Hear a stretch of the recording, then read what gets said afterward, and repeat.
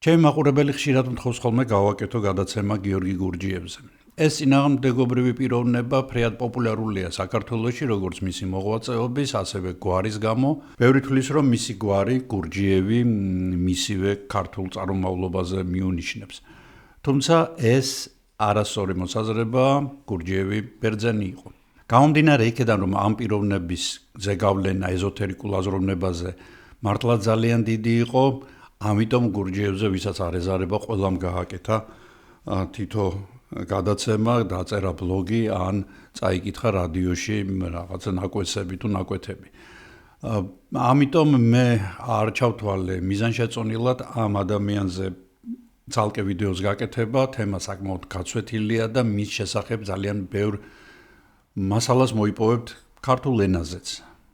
მე გთავაზობთ აბსოლუტურად განსხვავებული ადამიანის, ასევე თბილისელის მოღვაწეობას, რომელიც პირდაპირ არის დაკავშირებული ეზოთერიკასთან, პრაქტიკულ მისტიციზმთან, სისხლთან, რეპრესიებთან და ყველაფერ იმ საშინელებასთან, რაც 1917 წლის ოქტომბრის გადატრიალებამ მოიტანა.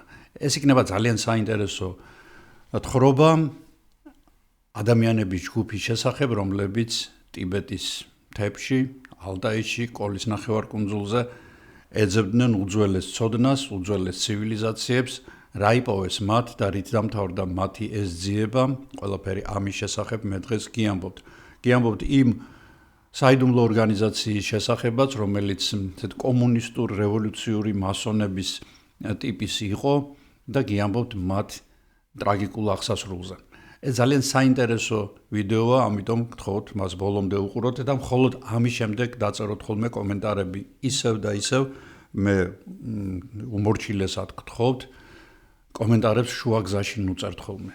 ყოველთვის დაამთავრეთ ვიდეოს ყურება და თუ რაღაც კითხვებზე არ იქნა პასუხი გაცემული, მხოლოდ ამ შემთხვევაში დაწერეთ კითხვების შემცველი კომენტარები, თორე ისე რომ გიყვართ ჩემი არხი და ძალიან მოგწონთ ჩემი ვიდეოები, ეს შეგიძლიათ თავშივე დაწეროთ, ოღონდ არ დაგავიწყდეთ, რა თქმა უნდა, მოწონების ნიშნის დასმა. ეს ძალიან ადგება ვიდეოს და ზოგადად არხს. ეს არის თქვენი წვლილი არხის განვითარებაში.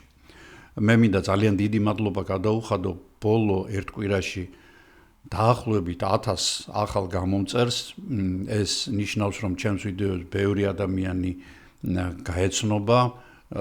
ჩემს ძველ ვიდეოებსაც გთხოვთ მასაც აუცილებლად ნახოთ ისინიც, იქ ძალიან ბევრი საინტერესო რამ დაგხვდებათ და რა თქმა უნდა მე მინდა დიდი მადლობა გადაუხადო ყველა იმ ადამიანს, რომელიც ფინანსურად ეხმარება ჩემს არხს და მე არაერთხელ მithქვამს, რომ ეს ძალიან დიდ мотивაციას მაძლევს, რომ ახალი მასალები მოვიძიო, საინტერესო სცენარები გავაკეთო და შემოგთავაზოთ. მე მარტო ვმუშაობ, აბსოლუტურად მარტო, არავინ არ მეხმარება არაფერში, ამიტომ თუ კი რამე ხარვეზები იქნება ჩემს თხრობაში, ჩემს ვიდეოებში, ეს იქნება ვთქვათ ვიზუალური ხარვეზი, ხმის ხარვეზი თუ სხვა რამ, ვცდილობ მე მაქსიმალურად ამ ყველაფრის გამოსწორებას და თქვენის დახმარებით ნელ-ნელა ვაუმჯობესებ ჩემს ტექნიკურ ბაზას, მაგრამ მაინც რა თქმა უნდა მე არ ვარ პროფესიონალი ვიდეოგრაფი, ამიტომ რაღაცა შეცდომები მექნება. კлау დიდი მადლობა და დავიწყოთ ჩვენი თემა. გამარჯობა. მე გახლავართ ვასილ გაბუნია და დღეს შემოგთავაზებთ თემას, რომელიც ეხება ისეთ მოვლენებსა და ადამიანებს, რომელთა შესახებ ძალიან ცოტა რამ არის, ყოველ შემთხვევაში ქართული ფართო საზოგადოებისთვის. და სწორედ ასეთ არაორდინარულ პიროვნებებზე მინდა მოგითხროთ. ორი ადამიანი, რომელიც საქართველოში დაიბადა, მაგრამ ჯერ ერთზე უნდა ვისაუბროთ, ხოლო მეორეზე ცოტა მოგვიანებით. მაღაზიათა ქსელი Family ქუთაისში. უბნის პატარა მაღაზიით დაწყებული ბიზნესი. მაღაზიებისა და მზა საკვების საწარმო Family Food-ის 30 ფილიალი ქუთაისში, ზესტაფონსა და სამტრედიაში. ყველაფერი ერთ სივრცეში. ძირითადი პროდუქტები, ახალი ხილბოსტნეული, საკანცელერიო საგნები, სათამაშოები და გალანტერეა. Family Food, მზა საკვები და საკონდიტრო ნაწარმი. საუკეთესო არჩევანი, როცა დრო შეზღუდულია, ხარისხი და გემო კი პრიორიტეტად რჩება. იმ დღეს NKVD-ს ჯალათები ნერვიულობდნენ, მათ უნდა დაეხრიტათ ადამიანი, რომელიც შიშის ზარს სცემდა მათ განყოფილებას.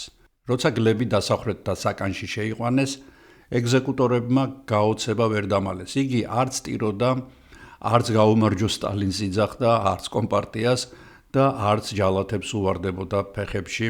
გლებ ბოკი სადღაც ამ ოთახიდან ძალიან შორს იმყოფებოდა. ყოველ შემთხვევაში ის ხალხი, რომელიც მის სიკვდილით დაჟას ესრებოდა, სწორედ ასე ამბობდნენ, რომ ბოკი სადღაც კედლებს მიღმა იყურებოდა და სადღაც სხვაგან იყო. მას სახეზე ზიზღნარევი ღიმილიც კი დასთამაშებდა, თითქოს იცოდა ის, რაც იმ ადამიანებისთვის, რომლებსაც მისთვის ტყვია უნდა დაეხალათ, უცნობი იყო და უცნობად დარჩებოდა. და თითქოს მისთვის სიკვდილი უბრალოდ გადასვლა იყო ერთი მდგომარეობიდან მეორეში.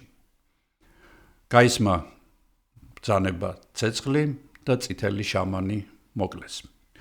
პარალელურად ბოკის კაბინეტში ისტერიული ჩხრეკა მიმდინარეობს. რამდენიმე გამომძიებელი ამტვრევს სეიფებს, ხსნის კედლებს ლამის, აკაკუნებენ რომ იქნებ რაღაცა იქ იპოვონ, სურათებს ხსნიან და ხევენ რომ იქნებ შიგნით იყოს რამე დამალული, პარკეტი აყარეს, გადააძრეს გადასაფარებლები და გამოფატრეს დივანი, სავარძლები, სკამები, სანამ ერთმა სრულიად ახალგაზრდა გამომძიებელმა, რომელსაც ალბათ 3-4 დღის მიღებული იყო ამ სისხლიან ორგანიზაციაში, არ მოუვიდა აზრად, რომ კარგად შეემოწმებინა გიგანტური ძველი ყაიდის, ჯერ კიდევ რევოლუციამდელი მუხის მაგიდა. მან კარგად დაათვალიერა იგი და, რა თქმა უნდა, ერთ-ერთი თაროს შიგნით იპოვა საიდუმლო საცავი, რომელშიც იდო შავი წიგნი, ეგრეთ წოდებული შავი წიგნი, რომელსაც სწორედ ეძებდნენ NKVD-შნიკები. ეს იყო არც თუ ისე სქელი საქაღალდე, მაგრამ მას მომენტალურად დაადეს გრიფი სრულიად საიდუმლო და შესასწავლად არქივის გადასცეს. სხვადასხვა არქივისტმა 2 დღის შემდეგ თავი მოიკლა თუ მოკლეს, ეს კაცმა არ იცის, შავი წიგნი კი გაქრა. იყო საუბრები, რომ თითქოს სტალინმა პირადად გასცა ბრძანება ამ დოკუმენტის განადგურების, ან იყო მეორე ვერსია, რომ სწორედ სტალინთან ინახებოდა ეს დოკუმენტი მის სეიფში, რომელიც შემდეგ უკვე ან არქივს გადაეცა, ან დღევანდელი ეგრეთ წოდებული პრეზიდენტის არქივშია. ყოველ შემთხვევაში ამ საბუთის შესახებ არავინ არაფერი იცის. ვინ იყო ადამიანი, რომლისაც სიკვდილის შემდეგაც ისევე ეშინოდა თითქმის როგორც სიცოცხლისას. როგორ იქცა თბილისის მაღალი წრის ოჯახის წევრი რევოლუციის მთავარ მისტიკოსად და სიცხლიან ჯალათად. რა საიდუმლო წაიღო მან საფლავში, რომლის ადგილმდებარეობას, რა თქმა უნდა, არავინ უწყის. გლებ ივანოვიჩ ბოკი მისი ბიოგრაფიის დასაწყისი სრულიად ამსხვრევს ტიპიური რევოლუციონერის და პროლეტარის კლიშეს. მისი ისტორია იწყება არა ვთქვათ მუშათა უბანში, არამედ იმპერიის ერთ-ერთ ყველაზე კოლორიტულ ქალაქში თბილისში და მის ინტელექტუალურ ელიტარულ გარემოცვაში. გლებ ბოკი დაიბადა 1879 წლის ზაფხულის მზებუდობას, ანუ 21 ივნისს თბილისში, ავლაბარში და ოჯახი, რომელშიც გლები გაიზარდა, თბილისის აკადემიურ და ინტელექტუალურ წრეებში ყველაზე მაღალ საფეხურზე იდგა. მამა ივანე ბოკი იყო ნამდვილი რეალური სახელმწიფო მრჩეველი, ეგრეთ წოდებული ძისტვიწილნის სტატსკი სავიეტნიკ, რაც სამოქალაქო რანგში უდრის გენერალ-მაიორის წოდებას. ივან ბოკი იყო თბილისის რეალური სასწავლებლის მასწავლებელი, იგი ასწავლიდა ქიმიას, მათემატიკას, ფიზიკას და გარდა ამისა იგი იყო ავტორი იმ დროისთვის ყველაზე ცნობილი სახელმძღვანელოსი ქიმიის საფუძვლები, ასნოვი ხიმიი, რომლის მიხედვითაც მთელს იმპერიაში ისწავლებოდა ქიმია. ასევე იგი იყო დიდი მთავრის მიხაილ ნიკოლოზიძის შვილების მასწავლებელი. ძმა ბორის ბოკი გახლდათ გამოჩენილი მეცნიერი, აკადემიკოსი, სამთო ინჟინერი და მეცნიერების ამ დარგის დამფუძნებელი რუსეთში. ეს კიდევ ერთხელ უსვამს ხაზს, თუ რაოდენ დიდი გონებრივი პოტენციალის და აკადემიური დისციპლინის სამეფო იყო მათ ოჯახში. კლები იზრდებოდა უმდიდრესი ბიბლიოთეკის გარემოში, ასევე სამეცნიერო დისკუსიებს ესწრებოდა ის. მამის გავლენით მას ბავშვობიდანვე ჩამოუყალიბდა ზუსტი მეცნიერებებისადმი სიყვარული, ასევე ფსიქოლოგია, ფსიქიატრია, იტაცებდა მას სტრუქტურული აზროვნება, ანალიზის და კრიტიკული აზროვნების საფუძვლები და ეს ყველაფერი მას დაეხმარება მომავალში. ბოკიმ თავისი პირველი განათლება, რა თქმა უნდა, მშობლიურ ქალაქში მიიღო, მან წარჩინებით დაამთავრა თბილისის რეალური სასწავლებელი, ეს იყო წიფლისკე რეალნე უჩილიშე, რომელშიც მიისწრაფოდა მთელი სამხრეთ კავკასიიდან ელიტის შვილები სასწავლებლად. აქ გამოიზარდა ძალიან ბევრი სომეხი, აზერბაიჯანელი, თავისთავად ქართველი, ბერძენი, გერმანელი, პოლონელი, რა ვიცი, ეს მთელი ესეთი კარგი კოქტეილი იყო, ესე განათლებული და შეძლებული ხალხის და მათგან ძალიან ბევრი საზოგადო მოღვაწე ხარ დავიწყო მე ჩამოსვლა თუ თბილისის რეალურმა სასწავლებელმა რამდენი მეცნიერი კომპოზიტორი მხატვარი აჩუქა სამხრეთ კავკასიას ზოგადად ეს ძალიან შორს წაგვიყვანს. ამიტომ ბოკიზე შევჩერდეთ. 1896 წელს 17 წლის ასაკში ამთავრებს რა წარჩინებით რეალურ სასწავლებელს, ბოკი მიდის ცივ გაყინულ წვიმიან პეტერბურგში, სანქტ-პეტერბურგში და იქ აბარებს ერთ-ერთ ყველაზე პრესტიჟულ ეს გახლავთ პეტერბურგის სამთო ინსტიტუტი, გორნი ინსტიტუტი, რომელიც არის იმ დროისთვის არათუ ძალიან პოპულარული, არამედ ძალიან პრაქტიკულადაც საჭირო, იმიტომ რომ იმპერია გიგანტურია. ეს ის პერიოდია, როდესაც გეოლოგია შემოდის რუსეთში, გერმანიის მხრიდან და იწყება რუსეთის რესურსების კვლევა. აქამდე იციან, რომ თქვა, სადღაცა ვიღაცა პოულობს, თქვა, ალმასებს, სადღაცა არის ნავთობის საბადოები, სადღაცა არის უпростоრად პოულობენ ნავთობის კვალს, სადღაცა არის ძვირფასი მეტალები, მაგრამ ესეთი კომპლექსური კვლევა, რომ თქვა, დაჯდნენ რაღაცა საბადოზე, გამოიკვლიონ ეს საბადო, რამდენად რამხელა პოტენცია აქვს მას, რამდენად შეუძლია შორეულ პერსპექტივაში მან მოგება მოუტანოს სახელმწიფოს, ასეთი რამ ჯერჯერობით იმპერიაში არ ხდება. არიან, რა თქმა უნდა, ცალკეული ოქროს მეწარმე, ვინც რეწავს ოქროს, ვინც რეწავს ალმასებს, მაგრამ ისევ ვიმეორებ, ამას ესეთი კომპლექსური სახელმწიფო დოქტრინის სახე არ აქვს და სწორედ ამისათვის არის საჭირო სამთო ინსტიტუტის კურსდამთავრებულები, გეოლოგები, რომლებიც შემდეგ მოედებიან მთელი რუსეთის იმპერიას, რომელშიც ჩვენ შევდივართ იმ პერიოდში და ამ რესურსების პოვნა ხდება და შემდეგ ამოღება და მოგეხსენებათ რუსეთი დღემდე ამ რესურსებზე ზის და მხოლოდ რესურსებზე და მეტი არაფერზე. გეოლოგები შეხვდებათ უკვე მე-19 საუკუნის ბოლოს და მე-20-ის დასაწყისში ყველგან თითქმის არის ეს ტუნდრა და ტაიგა, არის ჩრდილოეთი თუ სამხრეთი, უდაბნოები თუ მაღალი მთა, ყველა აი ამ ადგილას ისინი დადიან, ეძებენ, პოულობენ და აყენებენ აი ამ რესურსებს იმპერიის სამსახურში. ივან ბოკი ითვლება წარჩინებულ და ძალიან ბეჯით სტუდენტად, მაგრამ სხვადასხვა რამდენიმე სამეცნიერო რეფერატსაც წერს, რომლებიც ქვეყნდება სამეცნიერო ჟურნალებში და პროფესორის იმედია, იმიტომ რომ უკან კარგი განათლება მოსდევს თბილისის რეალური სასწავლებლიდან, თვითონაც ბეჯითია, იცის რამდენიმე ენა, განსაკუთრებით კარგად ფლობს გერმანულს, თვითონ მისი ფესვები არის გერმანულ პოლონური, ეს ამიტომ აქვს მას ესეთი უცნაური გვარი, ბოკი და გერმანულს რადგან ფლობს, ეს იმას ნიშნავს, რომ მან ზედმიწევნით ახლოს შეუძლია გაიცნოს გეოლოგიური ლიტერატურა მშობლიურ ენაზე, ასე ვთქვათ. და მას ძალიან დიდ მეცნიერულ მომავალს უწინასწარმეტყველებენ, თუმცა პეტერბურგის სამთო ინსტიტუტში იმ პერიოდში მხოლოდ მეცნიერების ქადაგება არ ხდებოდა, ეს იყო სტუდენტური მღელვარების და ახალი რადიკალური იდეების ეპიცენტრი. სწორედ აქ მთავრდება სამწუხაროდ ძალიან ბევრი ადამიანისთვის, ათასობით ადამიანისთვის სამწუხაროდ ბოკის მშვიდი ცხოვრება და იწყება სრულიად სხვა ისტორია.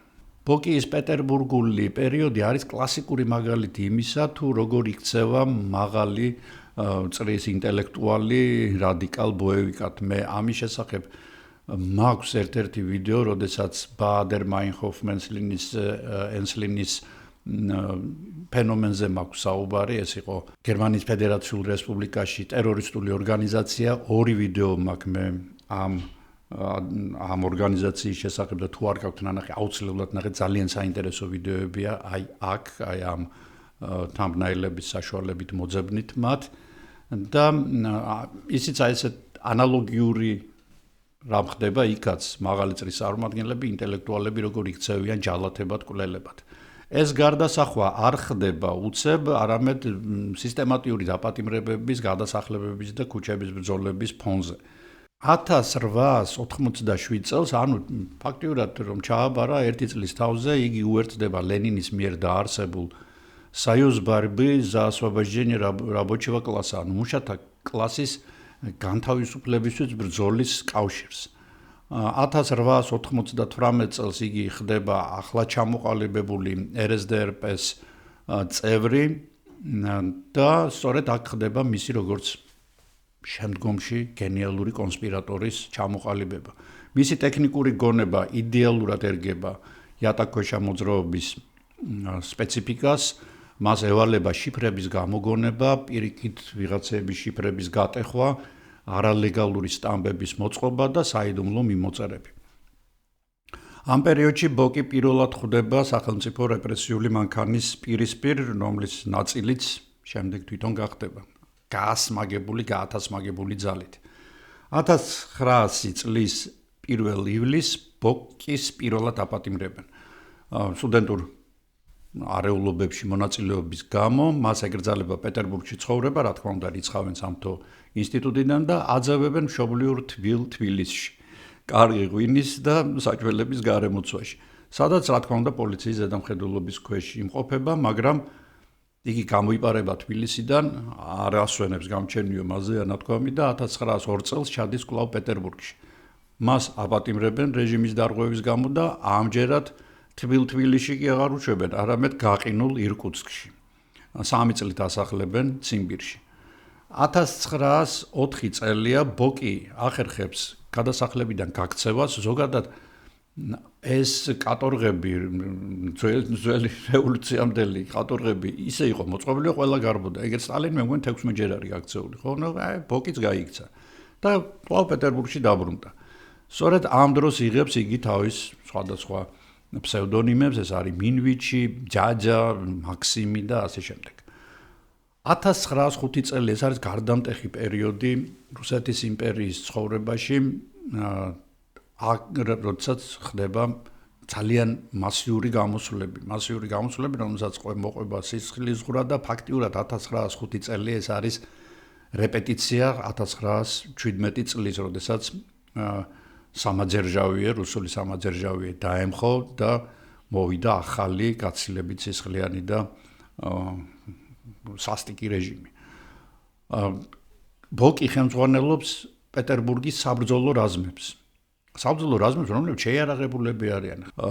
ბოკი მონაწილეობს ბომბების დამზადებაში, ლაბორატორიები აქვს მას მოწყობილი პეტერბურგის სხვადასხვა ადგილებში და ასევე ბარიკადული ბრძოლის მეთოდებს ფლობს, ასწავლის იგი იმ ხალხს, რომელმაც ეს მეთოდები უნდა გამოიყენოს, მოკლედ დიდ ამბავშია რა, ფაქტიურად არის ერთ-ერთი ხელმძღვანელი 1905 წლის რევოლუციის, ყოველ შემთხვევაში პეტერბურგში მაინც.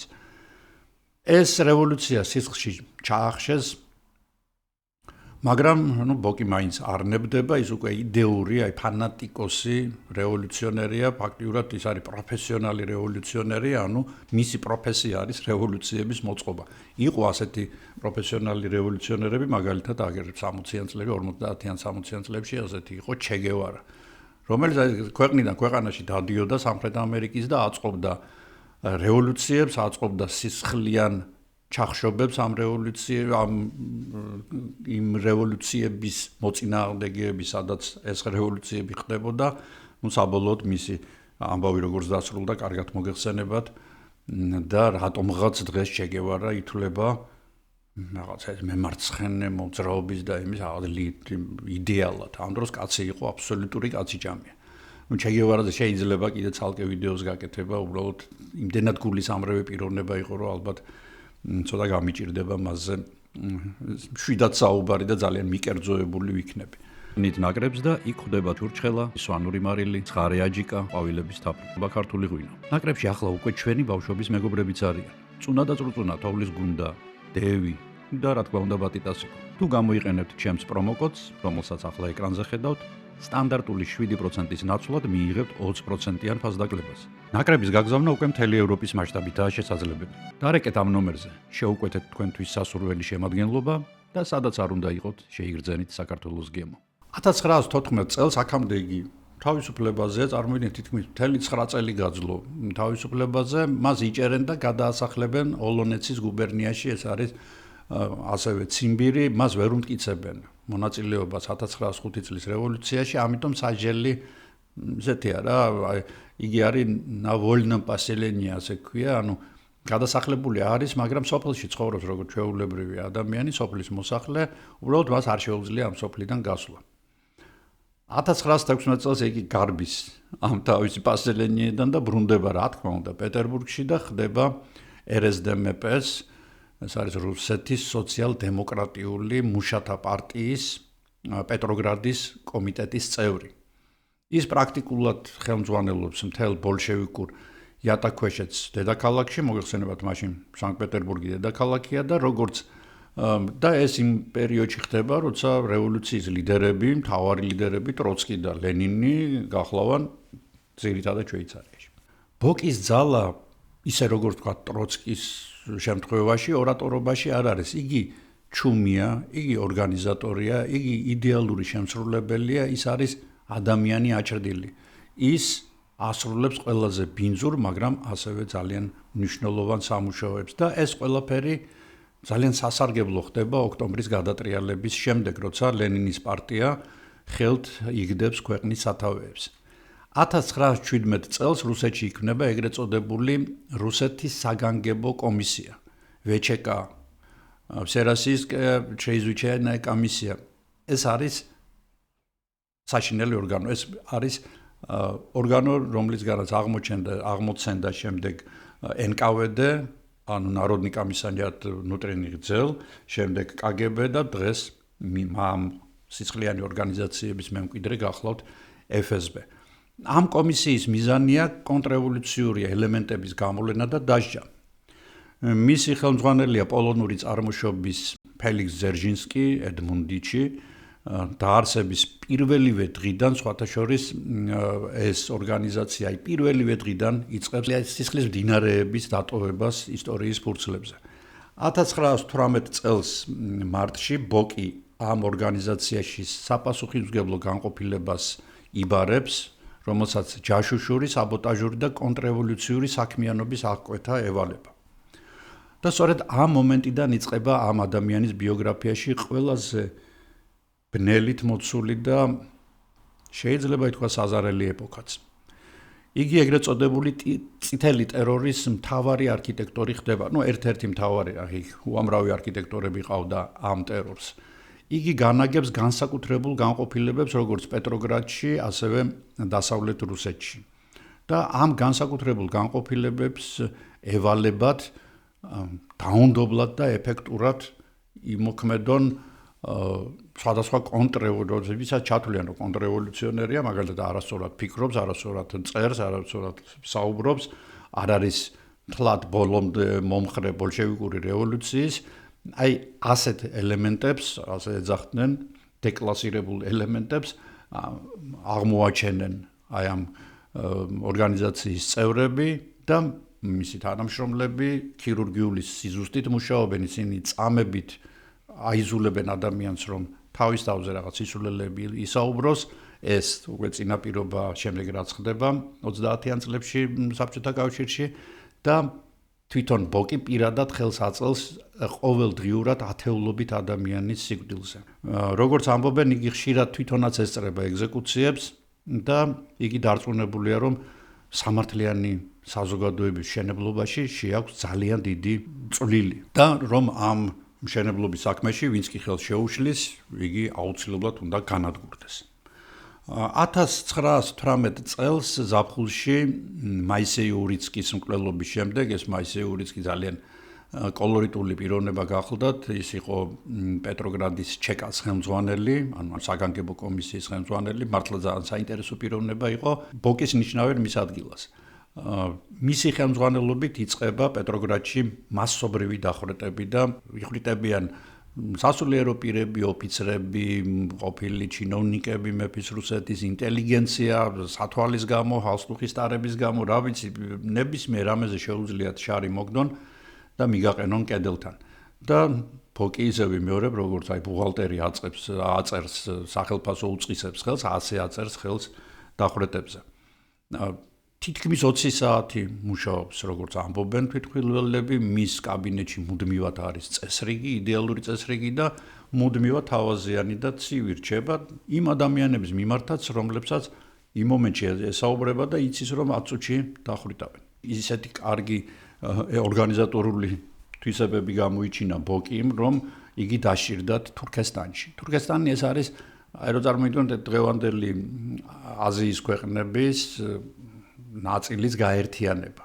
ეს ერთთლიანად შედიოდა ეს თურქესტანის ოლქი იყო, რომელიც რუსეთის იმპერიის შემადგენლობაში შედიოდა და საბჭოთა კავშირს ასე გადმოელოცა. თურქესტანში არის ძალიან სერიოზული პარტიზანული მოძრაობა, ათეისტების ხელისუფლების საწინააღმდეგო, ესენი არიან ბასმაჩები, ძალიან საინტერესო ხალხი, რომლებიც ძალიან მაგარი მეომრები არიან, მაგრამ რუსები ძალიან ბევრნი არიან და დაუნდობლები არიან. ერთი ბასმაჩი თუ ერთ, თქვათ, რუს სალდატს მოკლავს, რუსები მთელ სოფელს ანადგურებენ და აი ასეთნაირად ნელ-ნელა ბასმაჩური მოძრაობა, ანუ აჯანყებულების, ისევე როგორც თქვათ, საქართველოში იყო, ხო, 24 წლის აჯანყება და აი ესეთები იყვნენ ეს ბასმაჩებიც.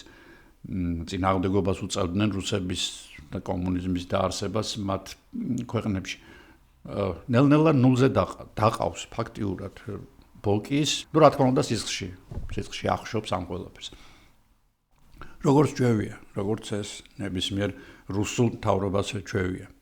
და სწორედ აქ აზიის იდუმალებით მოცულ გარემოში ყოფნისას უჩნდება ბოკის პირველი ინტერესი აღმოსავლური მისტიციზმის და ოკულტიზმის მიმართ. არა და აქ ეს მიმდინარეობები მოგეხსენებათ საკმაოდ კარგად არის, ასე ვთქვათ, განვითარებული. აქ ის პირველად ფიქრდება, რომ იქნებ მართლაც არის აი ზოროასტრიზმში, ბუდიზმში, სუფიზმში რაღაცა ისეთი, რაც შესაძლოა გამოადგეს მსოფლიო რევოლუციურ მოძრაობას. მაგალითად ადამიანებზე, ადამიანთა გონებაზე ზემოქმედების ბერკეტები ხوار იმალება. აქ იქნებ ამცოდნით ადამიანთა დიდ ჯგუფებზე არის შესაძლო ზეგავლენის მოხდენა, მაგალითად თუ პროპაგანდას ისე წარუმართავთ, როგორც თქვათ, სუფიების ან აზიელი მისტიკოსების სხვადასხვა პრაქტიკებია, იქნებ უფრო მეტმა ადამიანმა დაიჯეროს, თქვათ, რევოლუციის სიკეთე და მეტი ადამიანი მოექცეს ჩვენს მხარეს, რევოლუციონერების მხარეს. და ეს ყველაფერი საბოლოოდ, ანუ ყველაფერი უწყობს ამ ადამიანს ხელს, რომ საბოლოოდ მივიდეს ეგრეთ წოდებული კი არა, ასეც დაარქვეს სპეცგანყოფილების შექმნის იდეამდე. მაგრამ აქამდე ცოტა დრო გვაქვს კიდევ. 1921 წელს ბოკი ბრუნდება, ძერჯინსკი მას ნიშნავს ზესაიდუმლო განყოფილების უფროსად, რომელსაც ბოკი დაარქმევს სპეციალური განყოფილების სახელს. ეს იყო სტრუქტურა, რომელიც უშუალოდ ლენინს და პარტიულ ელიტას ექვემდებარებოდა. სწორედ ამ განყოფილების წიაღში დაიწყო ბოკიმ ის საქმიანობა, რამაც იგი ისტორიაში როგორც საბჭოთა ილუმინატი, საბჭოთა მასონი ასე შეიყვანა. ეს არის პერიოდი, როდესაც გლებ ბოკი ქმნის იმას, რაც დღემდე რუსული სპეცსამსახურების ერთ-ერთი ყველაზე გასაიდუმლოებული მემკვიდრეობაა. 1921 წლის 5 მაისს რუსეთის სახალხო კომისართა საბჭოს დადგენილებით ჩეკას ფარგლებში იქმნება ეს განყოფილება უკვე ოფიციალურად. ინიშნება მის ხელმძღვანელად გლებ ბოკი და ეს არ არის უბრალო დეპარტამენტი, ეს არ არის უბრალო განყოფილება, ის უშუალოდ ექვემდებარება ქვეყნის უმაღლეს პოლიტიკურ ხელმძღვანელობას და პარალელურად მას აქვს სრული ავტონომია, რომელსაც ვერ ეხებიან ვერსაიდან. ანუ ძალიან ძლიერი დაცვა აქვს ამ ორგანიზაციას. ბოკიმ გამოიყენა თავისი სამთო ინჟინრის განათლება და მათემატიკური ნიჭი და შექმნა სოფლიო დონის კრიპტოგრაფიული სამსახური. რას ემსახურებოდა ეს სამსახური? შიფრების შექმნა და სხვათა შიფრების გატეხვა. მოგეხსენებათ იმ დროს უცხოელი დიპლომატები, მაგალითად ჯაშუშები, ყველა იყენებდა შიფრს. დღესაც იყენებენ, მაგრამ დღეს ახლა ძალიან დახვეწილია ეს ამბავი, მით უმეტეს ხელოვნური ინტელექტის გამოყენებით და ასე შემდეგ. ანუ ეს არ არის უბრალო პასვორდი, რომელიც შეიძლება გატეხო, არამედ ეს იყო შიფრები, რომლითაც ვთქვათ, იგივე ბრიტანეთის ელჩი თავის ჯაშუშურ მონაცემებს გადაცემდა ლონდონში, ხსნიდი წერილს და იქ ეწერა რაღაცა ლექსი და ამ დროს ამ ლექსში თქვა დამალული იყო სოფლიო მნიშვნელობა, ყოველ შემთხვევაში ქვეყნისთვის მნიშვნელოვანი ჯაშუშური ინფორმაცია.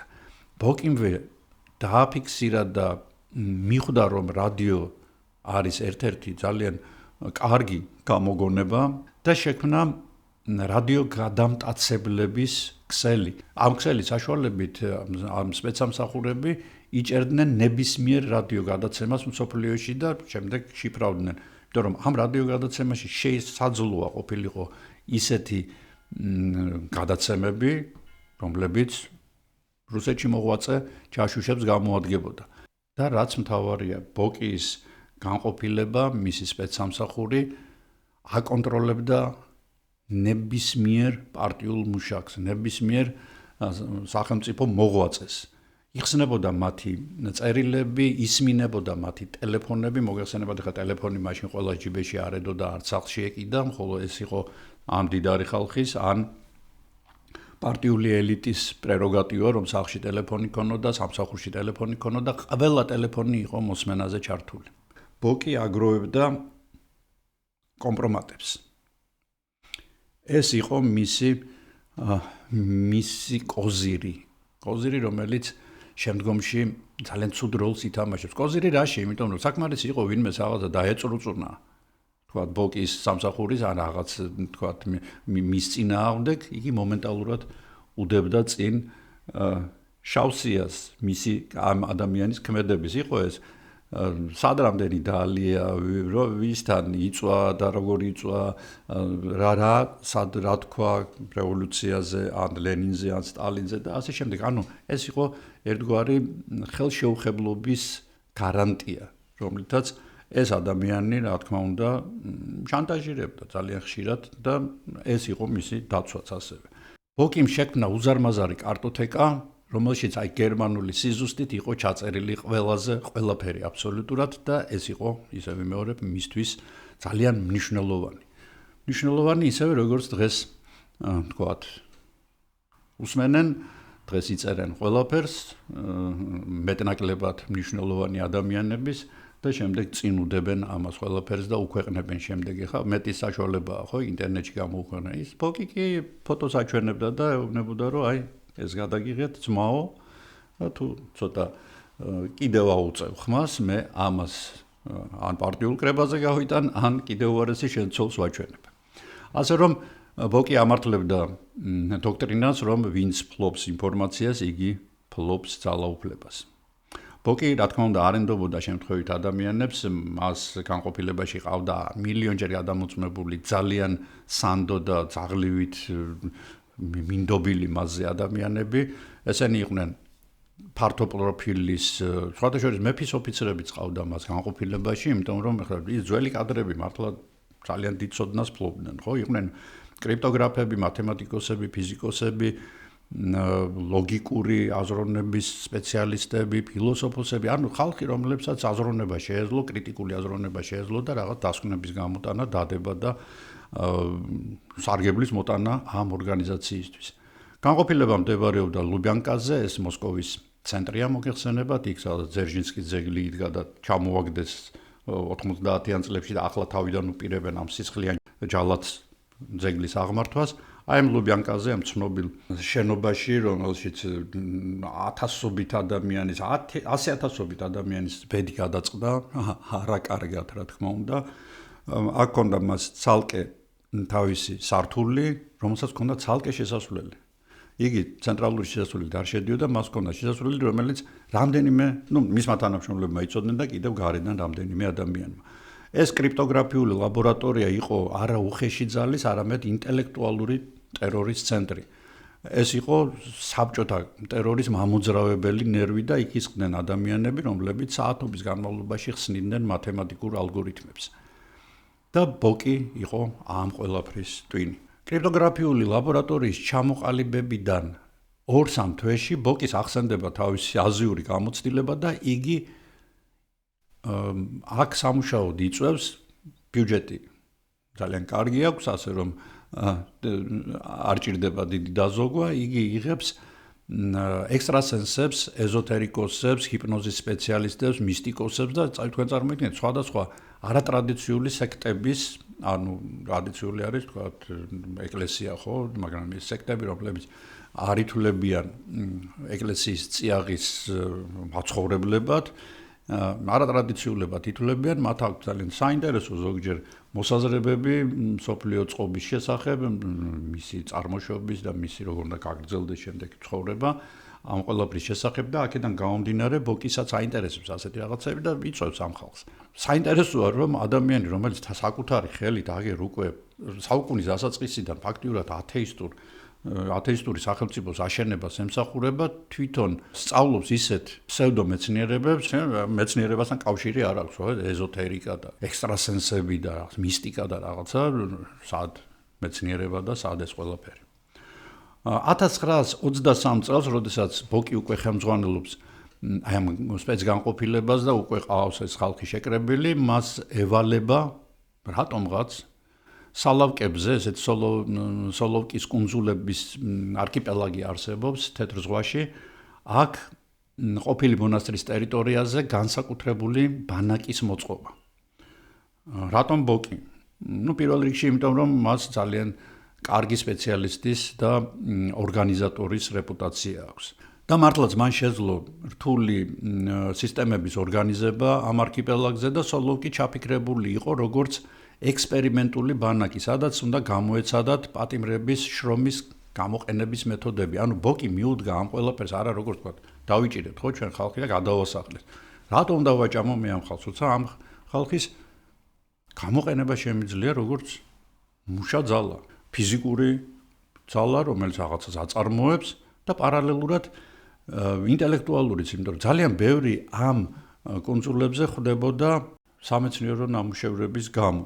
ან თქვა იყვნენ კარგი მეცნიერები, მაგრამ არ ეთანხმებოდნენ რევოლუციურ იდეებს და წინააღმდეგობაში მოდიოდნენ მათთან. აი რატომ არ უნდა გამოიყენებია ეს ხალხი, ხო? რადგან გამოიყენა და ეს იყო ფაქტიურად შემდეგ უკვე სტალინური საკონცენტრაციო ბანაკების, აი ლაგერების სისტემაში დანერგილი ეგრეთ წოდებული შარაშკები, რომლებზეც მე გესაუბრეთ, როცა მთვარის მისიაზე მქონდა საუბარი და როცა გითხარით, რომ შარაშკებში ძალიან ბევრი სამეცნიერო გარღვევა მოხდა, იმიტომ რომ აქ დაჭერილი მეცნიერები მუშაობდნენ და ცოტა უკეთეს პირობებში იყვნენ, ვიდრე დანარჩენი პატიმრები.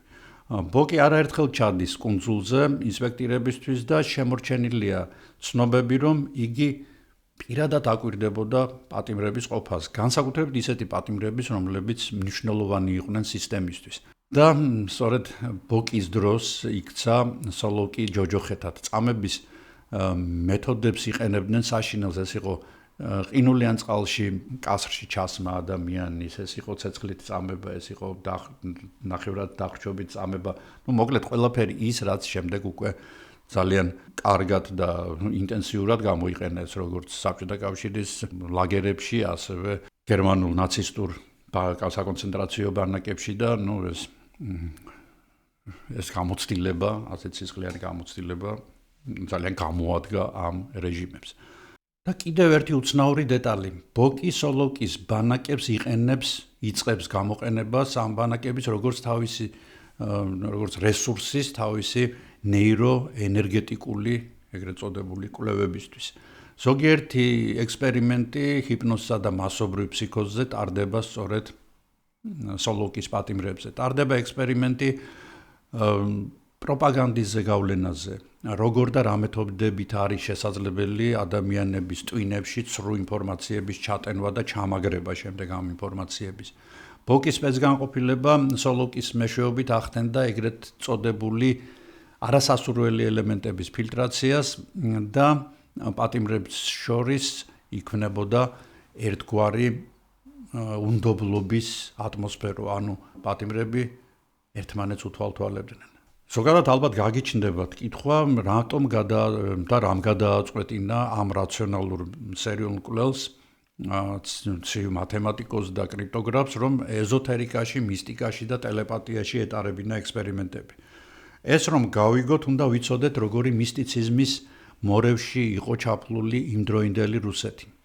ძველი სამყარო და წესრიგი განადგურდა, მასთან ერთად განადგურდა ნდობა აიკრძალა კიდეც ტრადიციული რელიგიებისადმი, განადგურდა ძველი კულტურული კოდები და ასევე ქცევის ნორმები. ბოლშევიკური რუსეთი ცდილობს სრულიად ახალი ცივილიზაციის ფორმირებას, ახალი ადამიანის ეგრეთ წოდებული ჰომო სოვიეტიკუსის ჩამოყალიბებას და შექმნას და გუშინდელი მაგალითად ამის მაგალითია ის, რომ გუშინდელი მუშა ხდება გიგანტური ქარხნის დირექტორი, გლეხი ხდება წითელი მეთაური და ლენინი ამბობს, რომ ნებისმიერი ჭურჭლის მრეცხავს შეუძლია ქვეყნის მართვა. Любая кухарка может править государством. ცნობილი გამონათქვამია ლენინის. ასევე იმის შეგრძნება ადამიანებში, რომ შეუძლებელი არაფერია, მთავარია ის, რომ მთავარია რაღაც გააკეთო სახელმწიფოსთვის და სახელმწიფო შენ გაქცევს ადამიანად.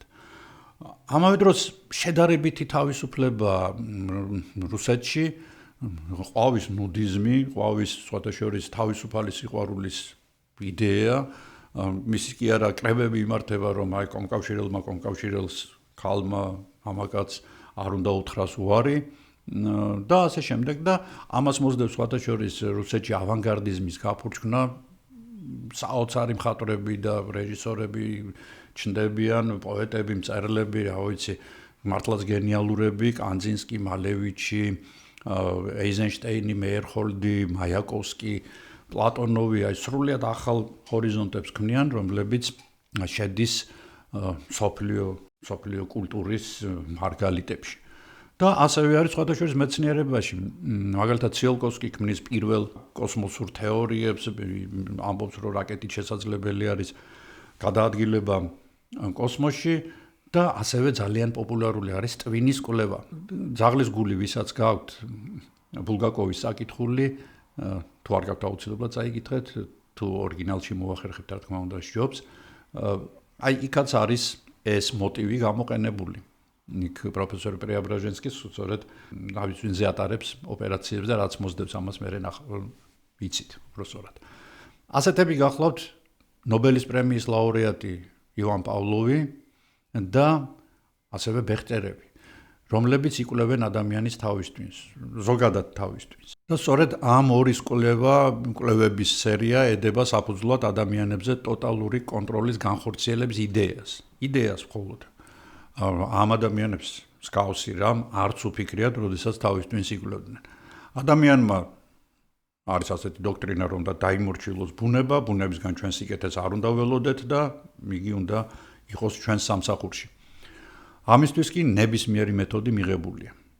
და მაინც ადამიანების ტვინებში მაინც არსებობს ეს რელიგიური დოგმები არსებობდა, უბრალოდ ისინი ამოიღეს და სიცარიელეს შევსება ჭირდება, ხო? ვაკუუმია. და რატომღაც ესე ახასიათებს ადამიანს ეს, რომ რაღაცისადმი რწმენა მაინც უნდა გქონდეს და სწორედ ეს რწმენა გამოაცალეს მასდან, რომ რაღაცა უნდა იწამოს, ხო? და დაიწყო ამ ვაკუუმის შევსება ეზოთერიკული ცოდნის მატარებლებით. ამ ცოდნას ესეთი გნოსტიკური, ანუ დამალული, დაფარული, საიდუმლო ცოდნის ელფერი აქვს, ამიტომ იგი ძალიან მიმზიდველია, ძალიან საინტერესოა განათლებული ადამიანებისთვის და ამ წლებში არის რუსეთში ოკულტიზმის ნამდვილი რენესანსი. და ეს პრიმიტიული სპირიტუალური სეანსები უკვე ჩანაცვლებული არის გაცილებით რთული პრაქტიკებით. ეს არის მაგალითად უზარმაზარი პოპულარობით სარგებლობს ელენა ბლავაცკაია და მისი თეოსოფია და მისი ეგრეთ წოდებული საიდუმლო დოქტრინა, რომელიც უძველეს რასებზე, იდუმალ კონტინენტებზე, ატლანტიდაზე და ლემურიაზე და კაცობრიობის დიდ მასწავლებელ მაჰათმებზე მოგვითხრობს, რომლებიც მისტიურ შამბალაში ცხოვრობენ და მე შამბალაზე ცალკე ვისაუბრებ ამ ვიდეოში ცოტა დაწვრილებით. აქვე ჩნდება რუდოლფ შტაინერი თავისი ანთროპოსოფიით, გიორგი გურჯიევის სწავლება მეოთხე გზის შესახებ და მოკლედ ყველაფერი ეს რბილად რო ვთქვათ კოქტეილი სხვადასხვა გზებით შედის ვაკუუმირებულ ტვინებში ადამიანების და ამ ადამიანებს შორის არიან როგორც პარტიული ხელმძღვანელები, ასევე ჩეკისტებიც. ისინი ადამიანები არიან, ხო? იმათ თავში რო ვაკუუმი ისეთი უნდა. ერთი წუთით რომ წარმოიდგინოთ რამხელა შესაძლებლობებს აძლევს სახელმწიფოს წაიკითხოს ადამიანთა აზრები, რისკენაც მიელტვის ბოკიის ლაბორატორია. მაგალითად, ჩვენ შეგვეძლება წავიკითხოთ დიპლომატები რას ფიქრობენ, მათი აზრები ამოვიღოთ თავის ტვინიდან. ჩვეულებრივ ვთქვათ, ეჭვმიტანილები არიან ხო დამნაშავეები, არ ვიცით, ვერ ვტეხავთ მათ ტვინში ჩავძვრებით ამ ყველაფერს ამოვიღეთ. ფაქტიურად მოსმენები აღარ იქნება საჭირო და ბევრი რესურსი გამოთავისუფლდება და ნებისმიერი ადამიანი, როგორც მიკროსკოპის ქვეშ, ისე იქნება გაშიფრული. საკმარისია ოდნავი გადაცდენა ფიქრებში, ანუ ფიქრის დანაშაულის ჩადენა, ფიქრით დანაშაულის ჩადენა, რომ შენთვის საკანი საუკეთესო შემთხვევაში ან ცივი კედელი უკვე გამზადებულია. მთელ ერებს და ადამიანთა გიგანტურ ჯგუფებს ყოველგვარი გაზეთების და რადიოების და დღეს ტელევიზიების და ინტერნეტის გარეშე შეგვიძლია ჩავაგონოთ ჩემთვის და თქვა სახელმწიფოსთვის სასარგებლო დოქტრინები და საერთო აზრზე დავაყენოთ ყველა. გამოვურთოთ კრიტიკული აზროვნების უნარი და მორჩილ ცხრის ფარად ვაქციოთ. ეს არის ფაქტიურად ყველა დიქტატორის სანუკვარი ოცნება და სწორედ ამისთვის ძალიან ბევრ რამეს აკეთებენ ასეთი ადამიანები, მილიარდებს ხარჯავენ პროპაგანდაში. პროპაგანდისტები ყველა ასეთ სახელმწიფოში არიან ძალიან კარგად შეძლებული ადამიანები და მათი ერთადერთი დანიშნულება ამ ქვეყანაზე მოსვლის გახლავთ ტყუილების საუბარი და ამ ტყუილებით ადამიანების ტვინების გამორეცხვა და ისე ვიმეორებ აი ვაკუუმების შევსება, რაც სამწუხაროდ ძალიან ბევრ ადამიანს თანდაყოლილი აქვს ზოგჯერ. და სწორედ როდესაც ჩნდება მოთხოვნა აი ესეთ ცოდნაზე, აი ესეთ ეზოთერიკაზე, აი ესეთ მისტიკაზე, რა თქმა უნდა ჩნდება იწოდებაც, ხო? და სწორედ აქ შემოდის სცენაზე ძალიან საინტერესო ადამიანი ალექსანდრ ვასილევიჩ ბარჩენკო.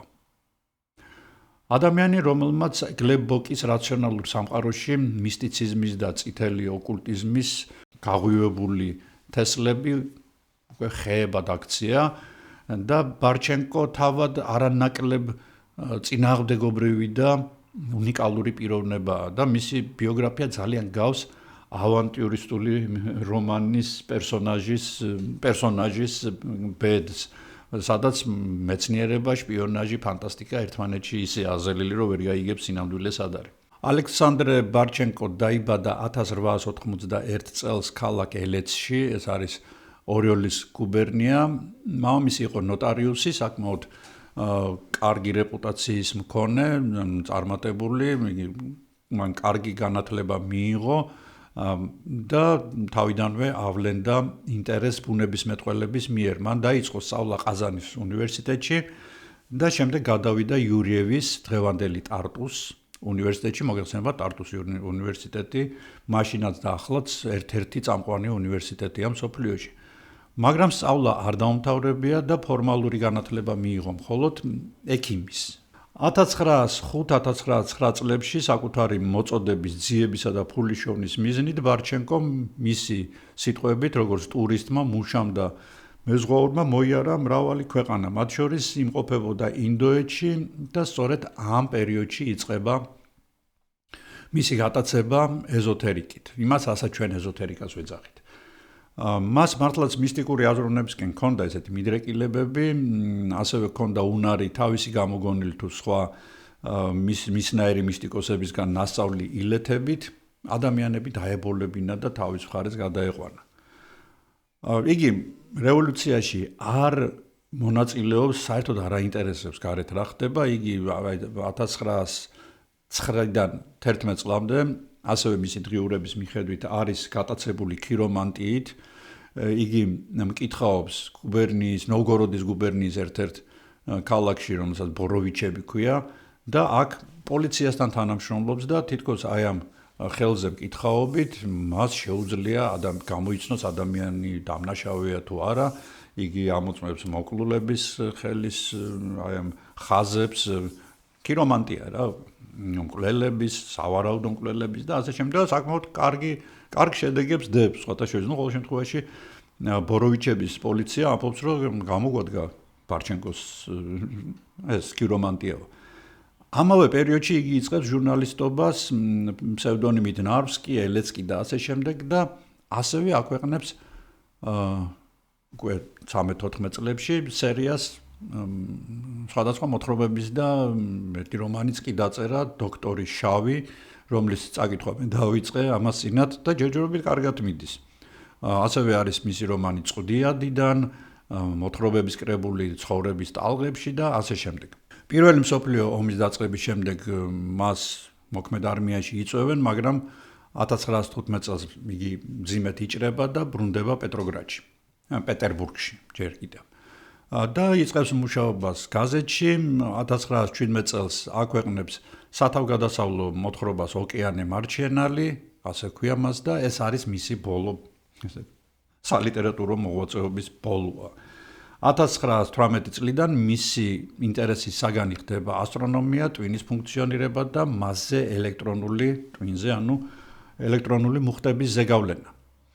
იგი თავის კვლევებში ტვინის შესაძლებლობებს აკვირდება, წერს, რომ ადამიანს აქვს უნარი ტელეპათიურად გადასცეს სხვა ადამიანს ინფორმაცია და რომ ეს უნარი სპეციალური ვარჯიშებით შეიძლება განავითარო.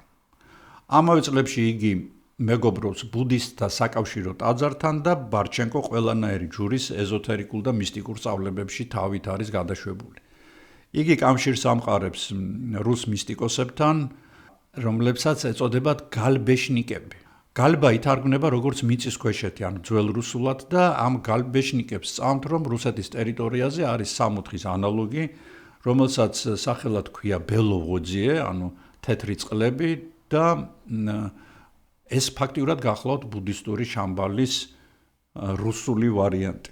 რა საინტერესოც არ უნდა იყოს, აი 1917 წლის შემდეგ ბარჩენკო ხდება თავგადაგლეჯილი კომუნისტი, რატომღაც და უაპელაციოდ იჯერებს მარქსის სწავლებას. იგი დადის ლექციებით გაუნათლებელ მეზღვაურებთან, სამხედროებთან და არარსებული ოქროს ხანის ისტორიებით ულაყებს ამ ხალხს ტვინს. ასეთები დღესაც არიან. აი რაღაც დროს ჯერათ რომ აი მიწისქვეშ რაღაცები ხდება, ცივილიზაცია ხვამლის ქვეშ, ქალაქები აი ნუნისიდან სადღაც რაღაცებს აკვირდებიან და ასე შემდეგ. ცოტა ჩავრთოთ კრიტიკული აზროვნება ასეთ რაღაცებს სანამ დავიჯერებთ ხოლმე. ბარჩენკოს მიაჩნდა, რომ ოდესღაც არსებობდა მაღალგანვითარებული ცივილიზაცია, რომელიც ისეთივე კანონებით ცხოვრობდა, როგორცაც დღეს კომუნისტები ქადაგებენო. საინტერესოა რა. ერთგვარი პროტოკომუნისტური საზოგადოება იყო ესო, რა თქმა უნდა, თან ბოლომდე კომუნისტებიო ვერ იყვნენ, აი ჩვენ უნდა ვიპოვოთ ისინი და ბოლომდე მათი ცოდნაც გამოვიყენოთ და ეს ხალხი გადმოვიყვანოთ ჩვენს შუაზე. ამავე აზრზე არის სხვათა შორის ძალიან საინტერესო პიროვნება ნიკოლაი რერიხი. რერიხი გახლდათ გერმანული წარმოშობის მხატვარი, ფილოსოფოსი, ეზოთერიკოსი, ძალიან საინტერესო პიროვნება. რერიხის შესახებ შეიძლება ცალკე ისაუბროს ადამიანმა, მისი ექსპედიციების შესახებ ტიბეტში, შამბალას ეძებდა ისიც, როგორც ძალიან ბევრი სხვა, შემდეგ უკვე ნაცისტური გერმანიის გახსოვთ თქვენ, როდესაც ანენერბეზე ვისაუბრებ მე და ძალიან საინტერესო ვიდეოა აუცილებლად ნახეთ ახალმა გამომწერებმა, ძველებმაც ნახეთ, ვისაც ნანახეთ თავიდან გაიხსენეთ ეს ვიდეო, ძალიან კარგი გამოვიდა და ძალიან საინტერესო და აი ყველა მიისრაფის შამბალასკენ და ესეთი ახლა ესე თბილად მახსენდება ეს მომენტი სემიპალატინსკში გახლდით, ეს არის ჩილო აღმოსავლეთ ყაზახეთი, აქ აქედან შემდეგ უნდა წავსულიყავით ჩვენ ჩინეთის საზღვრისკენ, სადაც პალეონტოლოგიური გათხრები უნდა გვეწარმოებინა და სწორედ სემიპალატინსკში არის ძალიან ცნობილი ადგილსაპოვებელი პალეონტოლოგიური გავჩერდით მე და ჩემი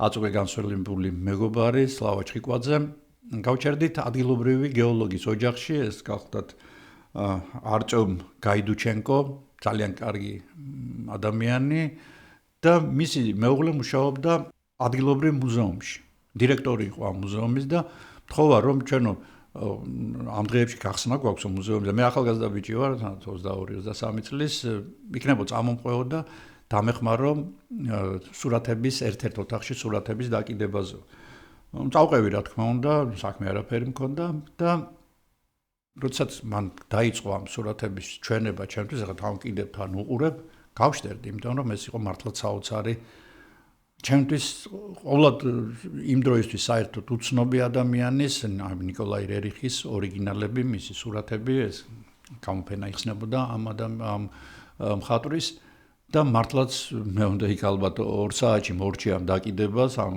ქალთან ერთად და შემდეგ უბრალოდ კიდე 1-2 საათი ვიჯექი და უყურებდი გათიშული აი ამ სურათებს ძალიან დიდი ენერგია მოდიოდა მათგან ძალიან საინტერესო იყო ეს ყველაფერი ხდება ძალიან დიდი ხნის წინ ბარჩენკო 1921 წელს მიიწვიეს ბეღწერების ტვინისა და ფსიქიკური ზემოქმედების შემსწავლელ ინსტიტუტში ფსიქიატრია, ნევროლოგია, ფსიქოლოგია, ტვინის ფიზიოლოგია, ეს არის ამ ინსტიტუტის ძირითადი კვლევის სფეროები და ამ სფეროში ძალიან კარგად ჭდება ბარჩენკოც.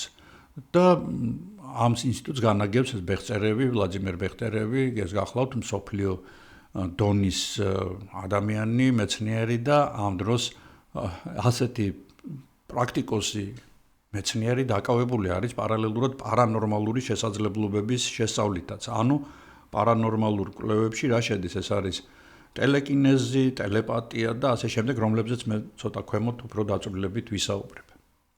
1922 წელს აგვისტო-ნოემბერში ბარჩენკოს უფინანსებენ კოლის ნახევარკუნძულის ცენტრში ეთნოგრაფიული ექსპედიციის ხელმძღვანელობას. ძალიან საინტერესო ადგილია კოლის ნახევარკუნძული ზოგადად იგი ცნობილი არის თავისი უცნაური გეოლოგიით და ასევე მრავალრიცხოვანი ტბებით. და ასევე ეთნოგრაფიული ძალიან საინტერესო ლეგენდებით და ზოგადად ეთნოგრაფიით ადგილობრივი მაცხოვრებლების.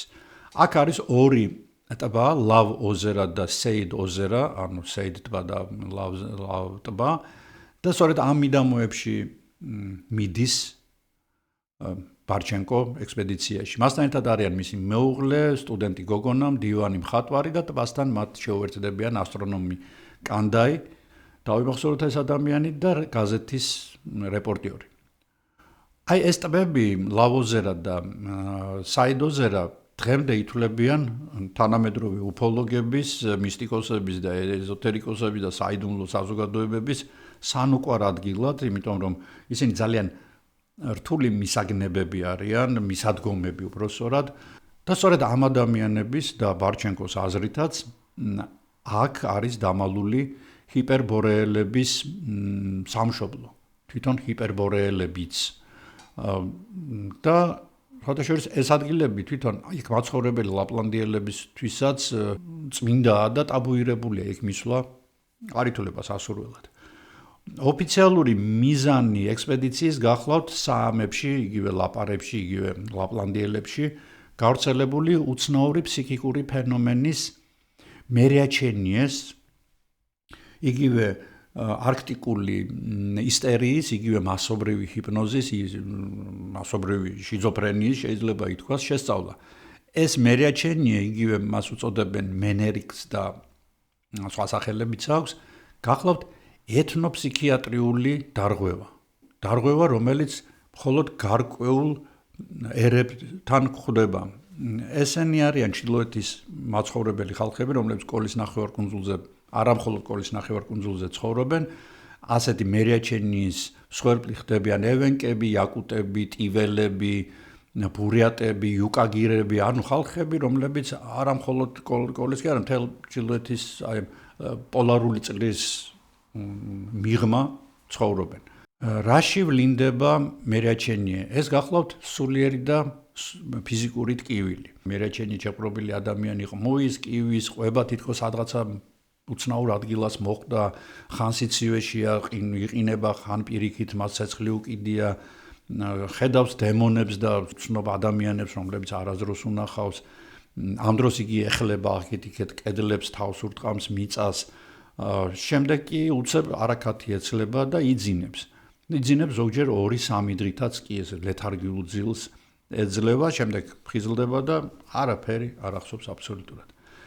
ძალიან ხშირად მერიაჩენიეში ჩავარდნილ ადამიანს თუ დაელაპარაკებიო, ეს უკვე არამხოლოდ ბარჩენკოს, არამედ სხვა დამკვირვებლების დასკვნებიც არის, თუ ამ დროს დაელაპარაკები, ადამიანი გიყვება ყველაზე სანუკვარ თავის საიდუმლო ამბებს იმას, რომელიც მხოლოდ მან იცის. ამჟღავნებს ოჯახურ საიდუმლოებს და ბარჩენკოსაც აზრი უჩნდება, რომ ჩეკისტებს მეტი რა უნდათ, ხო? აი მერიაჩენიეს მექანიზმს თუ დაადგენენ, თქვათ შეიყვანენ ადამიანს დამნაშავეს ან დანაშაულში ბრალდებულს ამ მერიაჩენიის მდგომარეობაში და მისგან ყველა ინფორმაციას მიიღებენ, რაც მათ სჭირდებათ. 1923 წელს ბარჩენკო კვლავ ბრუნდება კოლის ნახევარკუნძულზე და როგორც თვითონ ამბობს, მან აღმოაჩინა პირამიდები, ამ პირამიდებს ხო ყველა პოულოს ვისაც არ ეზარება, რა თქმა უნდა, და საიდუმლო ლაბირინთები. ამ ექსპედიციამ მას ესეთი საბჭოთა ინდიანა ჯონსის რეპუტაციაც კი შეძინა და მანვე იპოვა ეგრეთ წოდებული კუივას, ანუ მოხუცის გამოსახულება კლდეზე, ჯერ ერთ ადგილას, შემდეგ მეორე ადგილას, რომლის სიმაღლე გახლავთ 70 მეტრი. ბარჩენკოს ჰიპოთეზის თანახმად ეს ფიგურები, ნამუშევრები, გამოკვეთილი თუ ნაწარმოები თუ შექმნილი არის იდუმალი ხალხის ჩუდების მიერ, რომლებიც ჩუხონებს ეძახდნენ რუსები და დღემდე ეძახიან ფინელებს, აი ჩუხონებმა გაანადგურეს და ვინც არ განადგურდა მიწისქვეშ წავიდნენ და იქ ცალკე ცივილიზაცია შექმნეს. ისინი მიწისძვრების და ჭირიანობის და მასიური უბედურებების წინ ამოდიან მიწიდან და პეჩორებში, ეგრეთ წოდებულ პეშჩერებში, ანუ გამოქვაბულებში, მღვიმეებში აგრძელებენ ცხოვრებას და როდესაც ყველაფერი მშვიდდება, შემდეგ ისინი კვლავ ჩადიან მიწისქვეშ. ეს ბარჩენკო ყვება ამას ყველაფერს, რა თქმა უნდა, ადგილობრივი ლაპარების, ანუ ადგილობრივი მაცხოვრებლების მითოლოგიაზე დაყრდნობით. ბარჩენკოს ბანაკში მიდის ბებერი ლაპარი, შამანი და ეუბნება, რომ ჩუდების ორი ბელადიო, აი შე რო იპოვე ის გამოსახულებებიო, ის სინამდვილეში არის ჩვენი ჩუდების ბელადების გამოსახულებაო. ისინი გადაახდნენ საიდ ოზეროსო და მიენარცხა ორივე კლდესო და სწორედ მათი გამოსახულებებია ის, რაც შენ იპოვეო და ესო არისო წმინდა ადგილიო, არ გაეკარო იქაურობა, სწორედ საშინელება მოხდება ამოვლენის ჩუდები და დაატრიალებენ უბედურებასო. ასეთი მიწისქვეშ წასული ცივილიზაციების შესახებ ძალიან ბევრ ერებს აქვთ ლეგენდები, მაგალითად ინგლისელების მეფე არტური, გერმანელების ბარბაროსა. ჩვენ შეიძლება ჩავთვალოთ აზალეთისთვის ფსკერზე აკვანი და ახლა ბოლოს ძალიან პოპულარული ბოდვა, რომ ნუნისის და ხვამლის მთის ქვეშ რაღაც ცივილიზაციები არსებობს. ასეთი თქმულებები, ანუ ყველა ერს აქვს და როგორც წესი, როდესაც გაუჭირდება ხოლმე ერს, სწორედ მაშინ ამოდიან ეს ხალხი ზედაპირზე და მაშინ ამყარებენ წესრიგს და ამ ფენომენს სხვადასხვა ზოგადი სახელიც აქვს, მას ეწოდება მეფე მთის ქვეშ. ჩვენ არ გვიღებს ამ მთის ქვეშელი მეფის გამოსვლა. ბარჩენკოზე, როგორც ეზოთერიკოზე და არა გეოლოგზე, რომლითაც ეს ჩვეულებრივი მოვლენაა, ეს მთების ფორმები, ეს კადულები, ჩანჩქერები, სხვადასხვა გამოსახულებებს მიმსგავსებული კლდეები, თქვა ადამიანის სახეს გავს, ზოგიერთის ცხენს და ასე შემდეგ, რა თქმა უნდა, ძალიან დიდ შტაბ-ერთილებას ახდენს და მის ტვინს კიდევ უფრო მეტად განაწყობს ესეთი მისტიკური მიმართულებებისკენ. ასევე ბარჩენკომ სხვადასხვა იპოვა მღვიმე, რომელშიც ვერ ჩავიდნენ, იმიტომ რომ სპეციალური აღჭურვილობა არ ჰქონდათ და იგი წერს, რომ როდესაც მღვიმეში რაღაც ჩახედვა დაუიწყეთ, იქედან ყმუილის მსგავსი ხმა მოგვესმა და მასიურმა, დღეს ამას პანიკურ შეტევას დაუძახებდით, მაგრამ ეს შიშმა მოგვიცვა, გაურკვეველმა შიშმა, საზარელმა შიშმა და გავიქეცით იქედან. და შამანი კვლავ ესტუმრა ამ ამბის შემდეგ ბარჩენკოს და უთხრა რომ ეს მღვიმეები სწორედ ჩუდის ხალხთან ჩასასვლელი ადგილებიაო.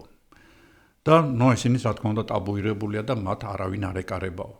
ბარჩენკომ სხვათა შორის კიდევ ერთი რაღაც კოლონა იპოვა, როგორც თვითონ ეძახის კოლონა, გამოთლილი ქვისგან და თუ ამ კოლონას ხელს დაადებდიო, პანიკური შეტევები გეწყებოდაო.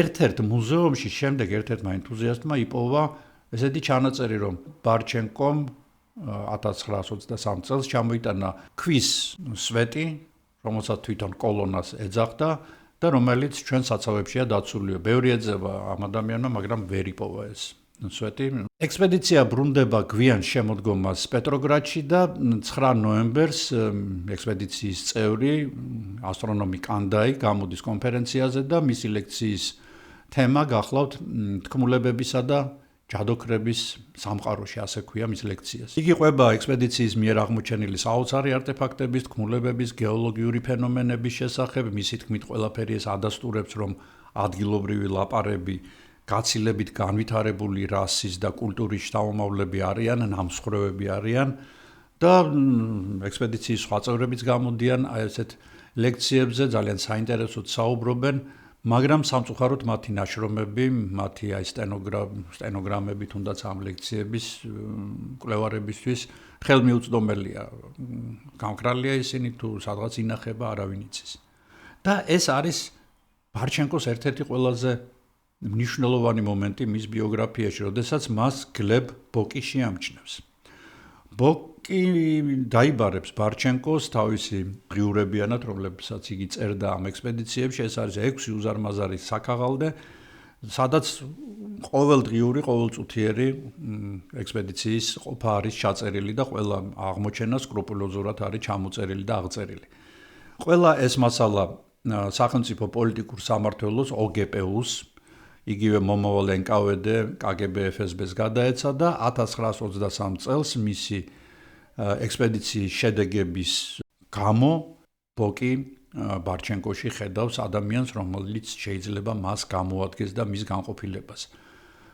ალექსანდრ ვასილევიჩი სპეცგანყოფილების კონსულტანტი ხდება, მას აქვს საკმაოდ მაღალი ხელფასი იმ დროისთვის და მას და ბოკის აქვს საერთო ინტერესები, ეს არის აზრების დისტანციური გადაცემა და მერიაჩენიეს საშუალებით დამნაშავეების გამოტეხვა.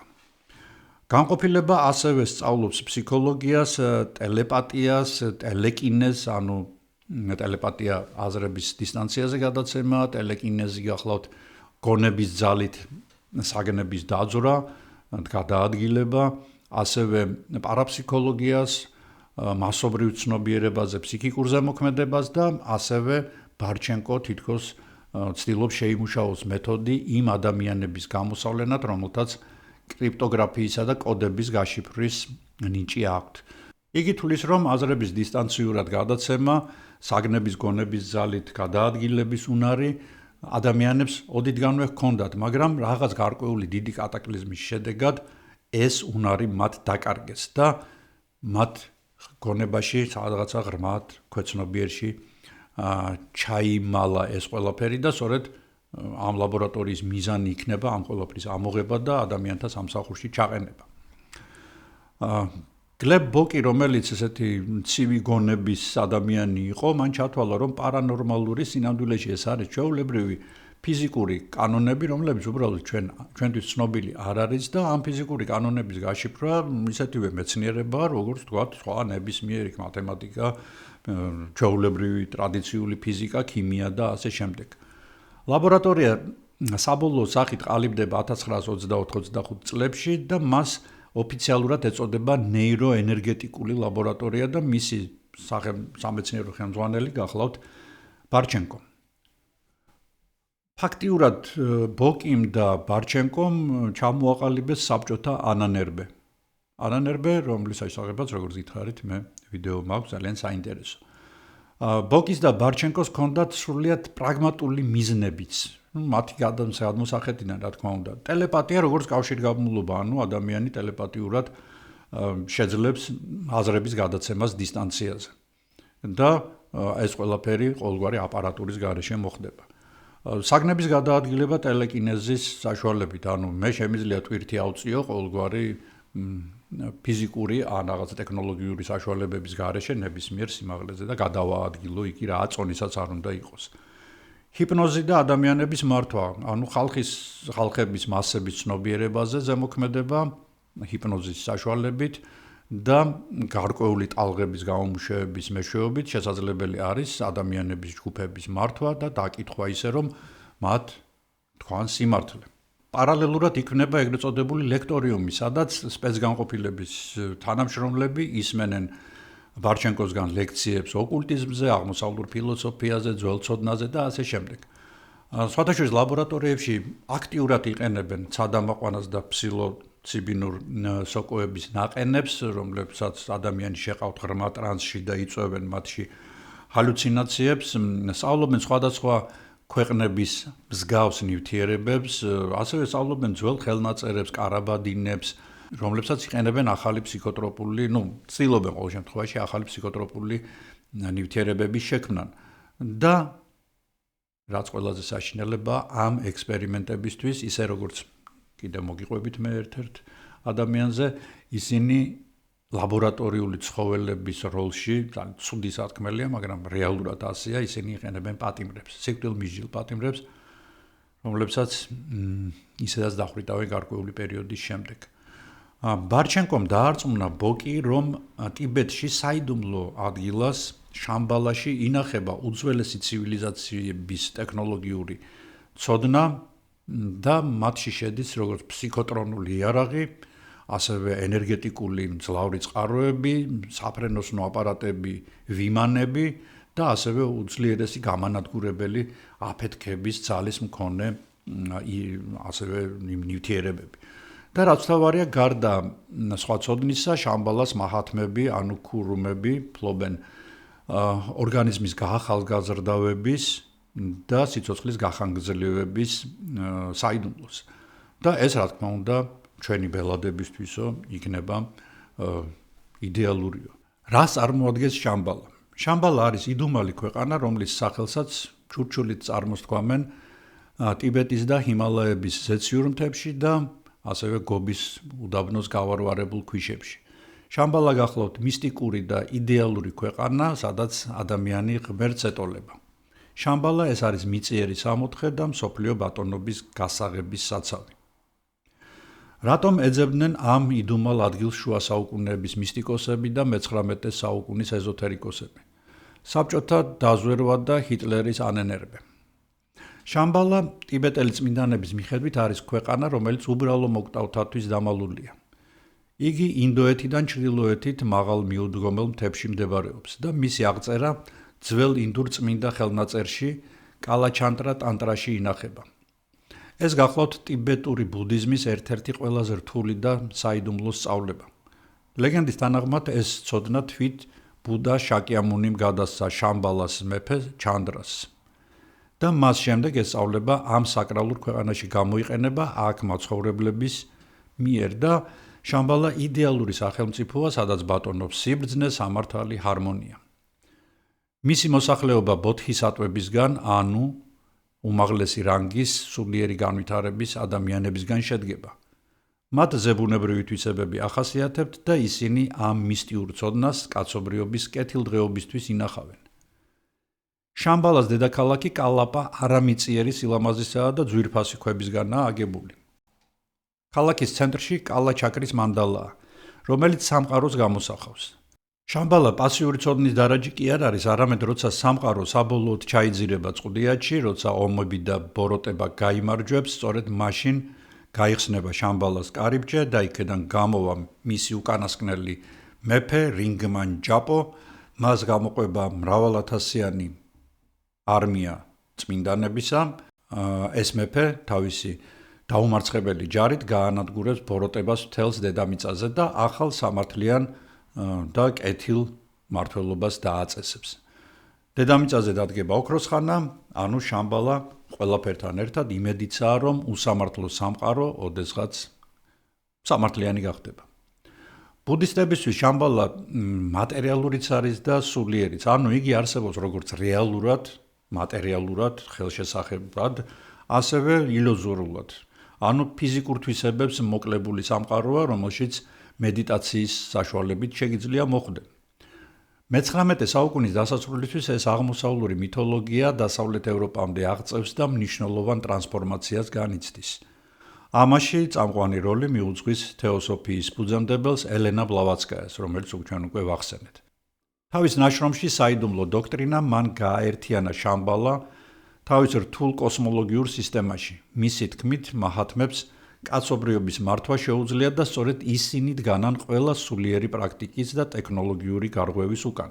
ბარჩენკომ და ბოკიმ შამბალას ლეგენდის მატერიალისტური დეკონსტრუქცია მოახდინეს. მას მოაცილეს, როგორც თვითონ თვლიდნენ, რელიგიური ქერქი და მხოლოდ რაციონალური კონცენტრატი ბირთვი დატოვეს. მათი თვალსაზრისით შამბალა სულიერი ცენტრიდან ტექნიკურ ლაბორატორიად იქცა და მაჰათმები უძველესი და ახლა გამქრალი რასის წარმომადგენლებად იქცნენ და გასარკვევი იყო მხოლოდ ჰიპერბორეელები იყვნენ ეს რასა თუ ატლანტიდელები თუ საერთოდ ლემურიის წარმომადგენლები. მათ თითქოს შეინახეს ტექნოლოგიები და ცოდნა გლობალური კატასტროფების შემდეგ და მათ იცოდნენ ფიზიკის და ბიოლოგიის ისეთი კანონები, რომლებიც მთლიანად შეცვლიდნენ ადამიანთა წარმოდგენას ბუნებრივ მოვლენებზე. ხოლო შამბალას მეომრებისა და ბოროტი ძალების უკანასკნელ ბრძოლას ისინი განიხილავდნენ როგორც კომუნისტური რევოლუციის გამარჯვებას მთელ პლანეტაზე. გამარჯვებას კაპიტალიზმზე, ჩაგვრელებზე, თუ ჩაგრულებისა ჩაგვრელებზე და სწორედ ბოლშევიკ კომუნისტები ჩაეწერებოდნენ უკანასკნელი ბრძოლის წმინდა არმიაში და ისინი გაუძღვებოდნენ წინ ამ წმინდა არმიას. ასე შეიქმნა ახალი იდეა, წითელი კომუნისტური შამბალა, რომლის მოღვაწეობაშიც ბოკი და ბარჩენკო მიიღებდნენ უშუალო მონაწილეობას და ეს კავშირი დააჩქარებდა რევოლუციის გამარჯვებას დედამიწაზე. აი ბოკი მოახერხა და წარმოუდგენელი რამ ჩაიდინა. ფაქტიურად მან ამ ბოდვითი იდეების განსახორციელებლად ოგპ-ს ბიუჯეტიდან იშოვა 100,000 ოქროს რუბლი. ეს წარმოუდგენელი თანხაა, დაახლოებით 20-დან 25 მილიონამდე თანამედროვე დოლარია. ამ დონის ექსპედიციები მე მგონი არც ჩატარებულა არასდროს დედამიწის ზურგზე და იქნა წასულიყო რამდენიმე ათეული ადამიანი 2-3 წლის განმავლობაში. ეს იყო სამეცნიერო ეთნოგრაფიული ჯგუფი და ამ ჯგუფის რეალური მიზანი იქნებოდა ადგილობრივ ლამებთან ურთიერთობის დამყარება და მათი საშუალებით შამბალაში შეღწევა. უმაღლესი რანგის მაჰათმებისთვის შემდეგ კომუნისტური იდეები უნდა გაეცნოთ და მათგან საიდუმლო ტექნოლოგიები გამოეთხოვათ და ასე ეს ტექნოლოგიები და მაჰათმები შემდეგ გამოეყენებინათ მსოფლიო რევოლუციის გამარჯვებისთვის.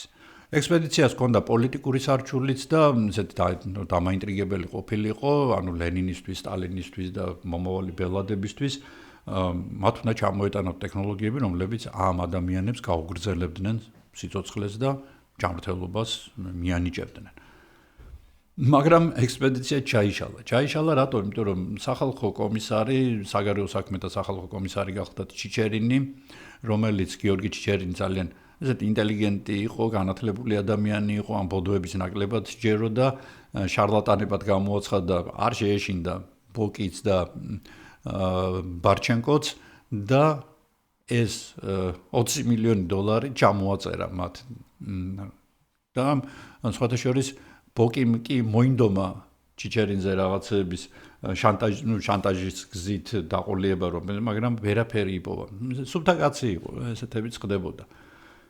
პარალელურად მხატვარი ნიკოლაი რერიხი გეგმავს მეორე ექსპედიციას ცენტრალურ აზიაში და ჩიჩერინი მხარს უჭერს მის ექსპედიციას და რადგან ის უფრო წარმომადგენლობითი და განათლებული და რეალისტური ფიგურა იყო, ამიტომ მას უშვებს ექსპედიციაში. 1925 წლის ბოლოს ექსპედიცია პირადად სტალინის და პოლიტბიუროს ბრძანებით უქმდება და ბოკი ცეცხლებს ყრის. სანამ ექსპედიცია ჩაიშლებოდა, ბოკიმ და ბარჩენკომ შექმნეს საიდუმლო ორდენი სახელად ერთიანი შრომითი საძმო. ეძინა ეტყდავოე ბრაცტვა, რომლის შტაბ-ბინა გახლდათ ბოკიის აგარაკზე. ეს საძმო აერთიანებდა სხვადასხვა ადამიანებს, რომლებიც საკმაოდ განათლებულები იყვნენ და ასევე რომლებიც გამშვალული იყვნენ აი მისტიკური იდეებით და მათ სწამდათ, რომ ისინი იყვნენ ახალი კაცობრიობის წინამძღოლები.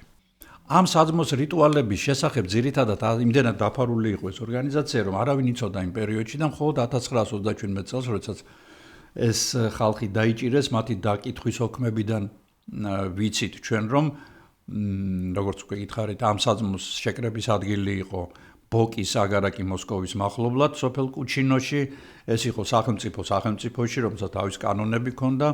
აკარაკი მკაცრად იყო ძალიან დაცული და იქ შესვლა მხოლოდ საძმოს წევრებს შეეძლოთ, რა თქმა უნდა, და ადგილობრივი ყვებოდნენ, რომ თითქოს ამ ადგილსო ჩვენო შორიდან უვლიდით, იმიტომ რომ იქიდან ისეთი ხმები და ზოგჯერ ისეთი სუნი გამოდიოდა, რომ გვეშინოდაო. საძმოში მიღება არ იყო უბრალო ფორმალობა, კანდიდატს უნდა გაევლო გამოცდა, მას აღსარება უნდა ჩაებარებინა კომისიის წევრებისთვის, უნდა მოეყოლა თავის თავზე აბსოლუტურად ყველაფერი და განწმენდილი იყო და კოლექტიური ენერგიის ნაწილი გამხდარიყო. შემდეგ იგდებდა ოფიციალურად ფიც და ეს ფიცი თავის თავში მოიცავდა არა მხოლოდ პარტიულ, არამედ მისტიკურ დისციპლინასაც. და ერთ-ერთი საინტერესო დეტალი, რომელსაც შემდეგ წარუყენებენ როგორც გარყვნილების მუხლს ამ ორგანიზაციის წევრებს, ეს იყო ნატურიზმი, ეგრეთ წოდებული, ანუ შეკრებები ხდებოდა ტანსაცმლის გარეშე. იკრიბებოდნენ შიშვლად, იმიტომ რომ ტანსაცმელს ბოკი კი არა, ბარჩენკო თვლიდა ჯაჭვებად, რომელიც ადამიანმა თვითონ მოიგონა და ამით თავი შეიზღუდა. ასევე კოლექტიური მედიტაცია ტარდებოდა, ცდილობდნენ ისინი აზრები გადაეცათ ერთმანეთისთვის სხვადასხვა დისტანციაზე და პარალელურად დიდი რაოდენობით მოიხმარდნენ ალკოჰოლს. ალკოჰოლს და როგორც ამბობენ, ეგრეთ წოდებულ ცუდ ნივთიერებებს, აი კოკაინი იყო მაშინ ძალიან გავრცელებული, მორფი იყო ძალიან გავრცელებული, მოგეხსენებათ, რომელიც არ ითვლებოდა სხვათა შორის, რომ იყო მავნე. იმ პერიოდში ჯერ კიდევ არ იყო ამ ორი საშინელი ნარკოტიკის სიავე დადგენილი. ბოკი გახლდათ ოფიციალურად ორგანიზაციის მფარველი, ხოლო ბარჩენკო გურუ და მეგზური. 1924 წელს, რადგან არ გაუშვეს ტიბეტში, ბარჩენკო აწყობს ექსპედიციას ალტაის მთებში და ფაქტიურად გადის იმ გზას, რომელიც მეც გავიარე ძალიან დიდი ხნის წინ. ეს არის ის სემიპალატინსკი, რომლის შესახებაც მე უკვე გითხარით, ეს არის უსკამენაგორსკი, ულამაზესი პატარა ქალაქი. შემდეგ მიდის ზაისანში, იქ სადაც მე ვმუშაობდი თვეების განმავლობაში. პალეონტოლოგიური ექსპედიციაში და აქედან ადის ალტაის მთებისკენ კაგონ-კარაგაიში. ეს არის ულამაზესი ადგილები, მართლაც იქ რო ადამიანი მოხვდება, ისევე როგორც კავკასიის მთებში, ძალიან მისტიკურ გარემოში ხვდები. მით უმეტეს ეს არის განსხვავებული კულტურა. აქ არის ლამები, იმ პერიოდში იყვნენ, არ იყვნენ ჯერ დახოცილები და გადასახლებულები. აქ ხვდებათ ძალიან საინტერესო არქიტექტურული ძეგლები, თვითონ ყოფა-ცხოვრება ამ ადამიანების, მათი თქმულებები, მათი უცნაური ხორხისებური სიმღერები და უცნაური მელოდიები. ეს ყველაფერი, რა თქმა უნდა, ადამიანზე მოქმედებს, მომზადებელ ადამიანზე, ხოლო მომზადებულზე ეს არის უბრალოდ ძალიან საინტერესო გარემო, ძალიან ისეთი გარემო, რომელშიც დაბრუნება ყოველთვის გინდება და მე ძალიან მინდება მაგალითად, აი დიდი სიამოვნებით წელიწადში ერთ-ორ კვირას კვლავ გავატარებდი ამ ადამიანებთან ერთად. ბოკის კავშირი არა მხოლოდ ფსიქოტროპულ ნივთიერებებზე გადის, არამედ შხამებზე და ქიმიაზეც. და ამის შესახებ მე მაქვს ცალკე ვიდეო, აუცილებლად ნახეთ იგი, აი აქ, აი ამ ფუმულის მიხედვით, იგი მოგვითხრობს თუ როგორ იყენებდნენ შხამებს საბჭოთა კავშირის დროს და ახლაც როგორ იყენებენ, როგორ იგონებენ მათ, რა კლასიფიკაცია არსებობს და ვინ დაიწყო ეს ყველაფერი და დაიწყო ბათუმელმა, ბათუმში დაბადებულმა გაზრდილმა მაირანოვსკიმ, რომლის შესახებაც მე კვლავ ამ ვიდეოში ძალიან ვრცლად საუბრობ. ამიტომ ნახეთ ეს და დღევანდელი ვიდეო კავშირში არის ერთმანეთთან, იმიტომ რომ ეს მიდგომები, სხვადასხვა შხამები, ადამიანის ტვინზე ზეგავლენები და ასე შემდეგ, ეს ყველაფერი ერთ დიდ კომპლექსში იყო, რომლითაც ეს საბჭოთა კავშირის საიდუმლო სამსახურები მოქმედებდნენ. სხვადასხვა მაირანოვსკი 51 წელს დაიჭირეს გახმაურებული ეგრეთ წოდებული ექიმების საქმეზე, თუმცა არ დაუხრეტიათ, გადარჩა და სადღაც 60-იან წლებში გაათავისუფლეს და რეაბილიტაციაში ვერ მოყვა, იმიტომ რომ მას საშინელებები ჰქონდა ჩადენილი და ისევ იმეორებ აი ნახეთ ეს ყველაფერი. 1900 ეს ყველაფერი გრძელდება ძალიან დიდი ხნის განმავლობაში. ფაქტიურად დაარსდა სადღაც 23 წელს და დგება 1927 წელი საბჭოთა იმპერიისთვის დიდი ტერორის პიკი. სისტემამ, რომლის ერთ-ერთი არქიტექტორის გლებ ბოკი გახლდათ, საკუთარი შემქმნელების ჭამა დაიწყო, მოგეხსენებათ ეს ცნობილი გამოთქმაო, რომ რევოლუცია თავის შვილებს ჭამს. ბოკის და ბარჩენკოს ისტორია დასრულდა ისევე დრამატულად და ბურუსით მოცულად, როგორც მათი ცხოვრება იყო. 1936 წელს შინაგან საქმეთა სახალხო კომისრად, შინსახკომის კომისრად ინიშნება, მინისტრად ინიშნება ნიკოლაი ეჟოვი. იგი ცვლის გენრიხ იაგოდას, ასევე სისხლიან ჯალათს, იჭერს მის ყველა მოადგილეს და მისი იდეების გამზიარებლებს და დახვრიტავს და ამავე დროს 37 წელს უკვე იგი მიადგება ბოკის როგორც ძველი გვარდიის წარმომადგენელს და წევრს, რომელიც ძერჟინსკითან, ლენინთან ერთად მუშაობდა, მაგრამ იმდენად ავტონომიური იყო ბოკის ეს მოღვაწეობა, რომ სისხლიანი ჯუჯას, სისხლიანი ჯალათის ეძახდნენ მას, იმიტომ რომ ძალიან დაბალი იყო, პატარა და საშინლად შეუხედავი, აი ეს ეჟოვი სათანადო პატივისცემით არ ეპყრობოდა ამ ჯუჯას და ერთ-ერთ შეხვედრაზე, როცა ეჟოვმა ბოკისგან კომპრომატები გამოითხოვა, ბოკი მას ირონიულად უპასუხაო, ასე არის ცნობილი, რომ ჩემს არქივებში შენზე ძალიან ბევრი რამ არის და ასე რომ ერთი ადგილი დააყენეო. ასეთი საუბარი გაიმართა თითქოს მასსა და ეჟოვს შორის. ბოკი ჯერ კიდევ ვერ ხვდებოდა, რომ მისი საყრდენები უკვე მორყეული იყო და ასეთ რამეს ეჟოვი არ აპატიებდა, მით უმეტეს რომ ამ ლაბორატორიას ფაქტიურად ამ არსებობის მანძილზე 15 წლიანი არსებობის მანძილზე არანაირი შედეგი არ დაუდია გარდა ბოდვებისა. გარდა იმისა, რომ იძახდნენ აი ეზოტერიკული რაღაცა ეს ვიპოვეთ, ის ვიპოვეთ, ფაქტიურად, პრაქტიკულად არაფერი გაუკეთებიათ. და მით უმეტეს რომ ბოკი ხელმძღვანელობდა ისეთ ორგანიზაციას, რომელშიც მთელი სახელმწიფო შიფრები ინახებოდა. ფაქტიურად მთელი საიდუმლოება ინახებოდა ამ ლაბორატორიებში, რომელსაც იგი აკონტროლებდა. მას ჰქონდა წოდომა ყველაზე და ყველაფერზე, პოლიტბიუროს წევრების პირადი საუბრებიდან დაწყებული უცხოეთის დაზვერვის მონაცემები დამთავრებული. და ტოტალიტარულ სისტემაში ადამიანი ზოგადად, რომელიც ამხელა ინფორმაციას ფლობს, ხდება ძალიან საშიში. საშიში ფიგურა სტალინს ასეთი საშიში ადამიანი აღარ ჭირდებოდა თავის გარემოცვაში და ეს მოწმე, რომელმაც ძალიან კარგად იცოდა შიდა სამზარეულო, პარტიული სამზარეულო, ერთბაშად გაწირა. ბოკის და ბარჩენკოს მისტიკური გატაცებები გამომძიებლებისთვის საჩუქარი აღმოჩნდა. ისინი ბრალდებაში ეწერა, რომ მათ შექმნეს ანტისაბჭოთა მასონურ მისტიკური ორგანიზაცია, რომ ისინი ჯაშუშობდნენ აღმოსავლეთთან და შამბალას ძიება ინტერპრეტირებული იქნა როგორც კავშირი ბრიტანულ დაზვერვასთან, იმიტომ რომ იმ პერიოდში ტიბეტში ბრიტანელები ძალიან აქტიურობდნენ. პროპაგანდისტვის და ხალხისთვის ადვილი აღსახსნელი იყო, რომ საბჭოთა ჩეკისტები მისტიკით კი არ იყვნენ დაკავებული, არამედ მტერს საიდუმლოებებს გადასცემდნენ, ასევე ოქმებში აქცენტი კეთდებოდა მათ მორალურ დეგრადაციაზე, ორგიებზე, ნუდიზმზე, ალკოჰოლზე დამოკიდებულებაზე, ნარკოტიკების მიღებაზე და ცდილობდნენ და გამოვიდათ კიდეც, რომ ეს ხალხი გარყვნილ ელემენტებად წამოაჩინეს.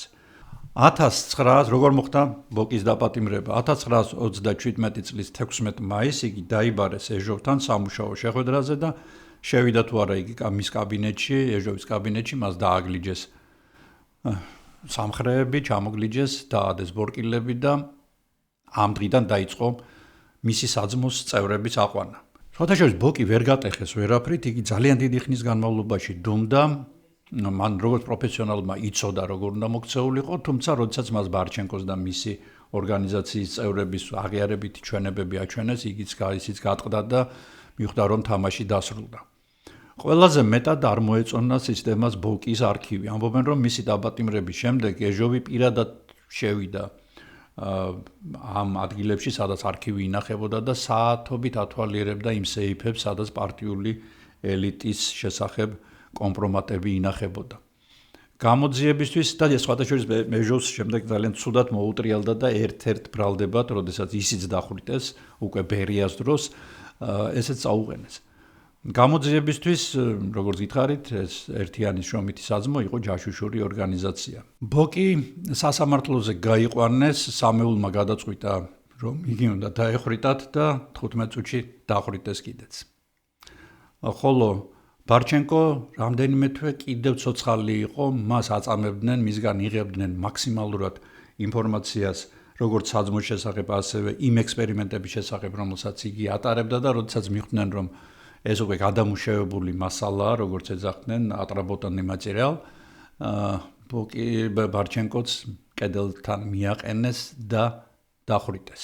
გლებ ბოკის დახვრეტის შემდეგ, რა თქმა უნდა, საბჭოთა რეპრესიულმა მანქანამ ტრადიციულად მის ოჯახის წევრებზე გადაინაცვლა, იმ დროს მოქმედებდა ასეთი პრინციპი, ჩსირ ერქვა, член семьи врага народа, изменника родины.